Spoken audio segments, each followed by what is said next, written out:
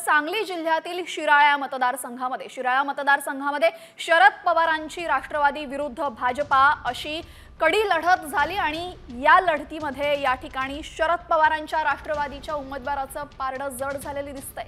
त्यामुळे आता शरद पवार विरुद्ध भाजपा नक्की कोण उमेदवार होते आणि संभाव्य आमदार कोण आहे आपण ग्राफिक्स मध्ये पाहूयात सेजल। निश्चितच थेट सांगलीमधला शिराळा अत्यंत महत्त्वाचा मतदारसंघ। मानसिंग नाईक यांना शरद पवार यांच्या राष्ट्रवादीने उमेदवारी दिली तर भाजपचे सत्यजित देशमुख हे सुद्धा रिंगणात होते। मात्र महत्त्वाचं म्हणजे या मतदारसंघामध्ये स्वतः शरद पवार यांनी आपल्या उमेदवारासाठी मानसिंग नाईक यांच्यासाठी सभा घेतलेली होती, मतदानाचं आवाहन केलेलं होतं आणि त्याचा फायदा मानसिंग नाईक यांना होताना दिसतोय।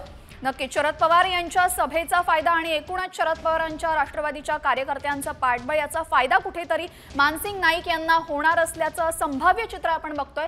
मात्र याची आणखीन काय कारणं आहेत हे सुद्धा आपण जाणून घेऊयात आमचे प्रतिनिधी विजय पाटील यांच्याकडनं।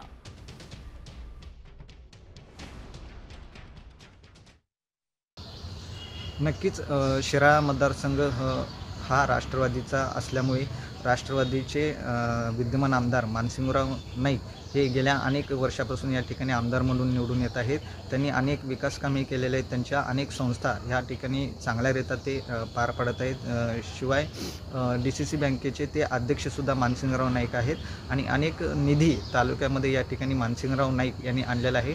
मात्र त्यांच्या विरोधात भाजपने सत्यजित देशमुख यांना या ठिकाणी उमेदवारी दिलेली आहे। सत्यजित देशमुख हे पहिल्यांदाच या ठिकाणी निवडणूक रिंगणामध्ये उभे आहेत, ते भाजपचे नेते आहेत आणि त्यांच्या विरोधात बंडखोरीसुद्धा भाजपमध्ये झाली होती। महाडिक गटाने उमेदवारी मागितली होती, मात्र त्यांना डावललं गेलं आणि देवेंद्र फडणवीस यांनी मध्यस्थी करून या ठिकाणी सत्यजित देशमुख यांना पाठिंबा देण्यासाठी महाडिक गटाला या ठिकाणी सांगितले आणि महाडिक गट सत्यजित देशमुख यांना या ठिकाणी पाठिंबा दिला आहे। त्यामुळे कुठेतरी पारडं सत्यजित देशमुख यांचंही या ठिकाणी चांगलं असल्याचं दिसून येत आहे।